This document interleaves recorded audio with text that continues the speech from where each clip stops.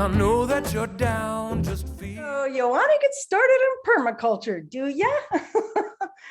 Well, I hope this presentation doesn't overwhelm, but I'm thinking about that expression, this is the first day of the rest of your life. And it's a lifetime thing, just like learning plant knowledge or, any field of expertise or career, it really requires a lifetime. And one of the things I've learned, the color hair I've gotten now is the older you get, the less you know. And so I like to say, this isn't rocket science. It's a lot more complicated. But we use the tools of permaculture, like the principles and understanding pattern,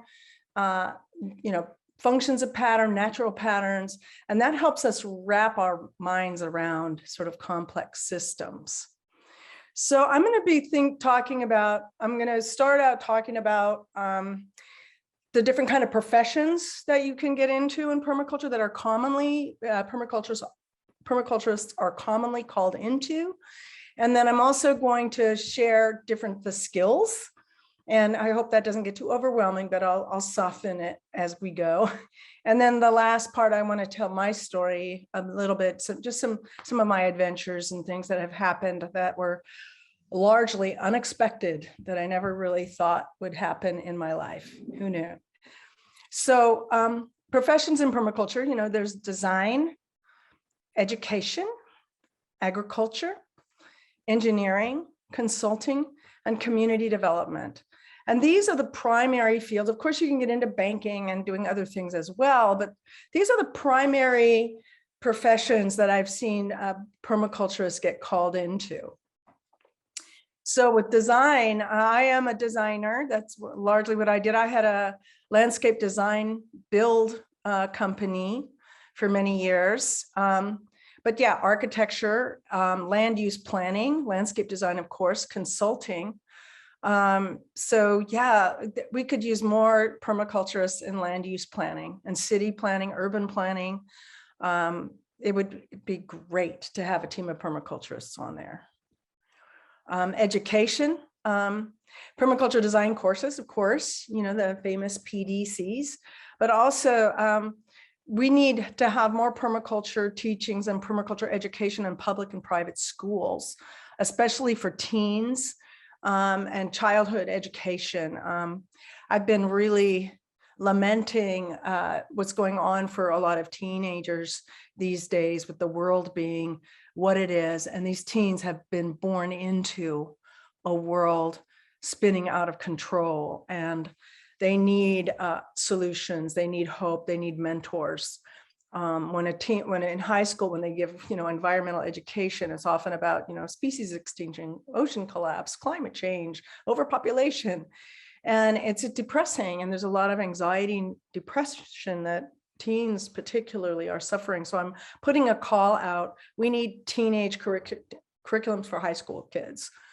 And then, of course, adult education programs, veterans programs. There's already some cool things happening there. Prison reform programs. I want to call out one of the people that trained with me is a guy named Gavin Raiders, who started Planting Justice in the Bay Area, where people getting out of prison, they have a job where they learn how to do permaculture landscaping. And then, of course, universities. So in agriculture, the fundamental thing is regenerative farming. And it's becoming kind of a term that people are knocking around, but basically it's based with perennials in there instead of just annuals. You actually grow a lot of support species for your farm in addition to your crops, but it's also in regenerative farming, you're actually building soil, you're building ecosystems, you're building habitat, you're cleaning water instead of poisoning everything. So regenerative farming is a broad term, and it can look many different ways, as does permaculture. But I think that the type of farming that permaculture adopts could also be called regenerative farming. Holistic management is largely, it's a lot of around big timber operations, big grazing operations, Alan Savory from South Africa developed this system, and it has been largely adopted, especially for grazing animals, but also large timber, around how to make decisions on what you're going to do with large land holdings.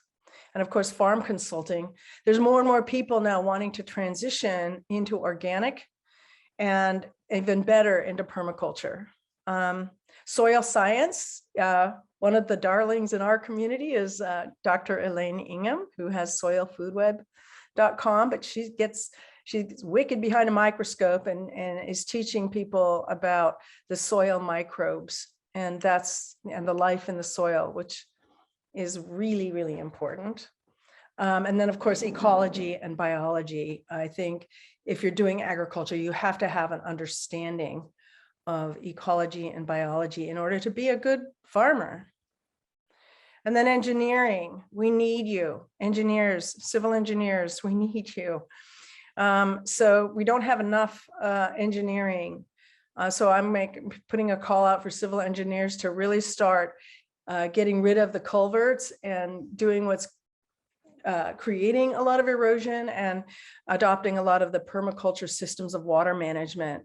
And this includes drainage, erosion control, soil conservation, also mechanical engineering on systems, structures, buildings, passive solar design, and energy systems. So I'm kind of working from patterns to details here. So we're going to drill down from this. This is sort of an overview of what types of jobs you can create or be called into. So consulting, I've done a lot of consulting. So you consult on design. You can just do a land walkthrough with people and consult. You can do curriculum development. I consult with a lot of civil engineers and hydrologists. That's been a large part of my career. Farm planning, like crop planning, diversity planning, market, farm to table, farm to market planning, water management. Permaculture offers amazing solutions for dealing with water and soil development and conservation. So just helping, consulting in many ways is a form of education. So community development, like learning how to become a good facilitator is a skill. Again, land use planning, we really need permaculturists in that field. We've also done a number of community envisioning processes. So like, we call them vision fests, and the two group processes that we use often are design charrette process and open space process. So if you don't know what those are, these are things to start to learn if you're interested in community envisioning, group facilitation, group process.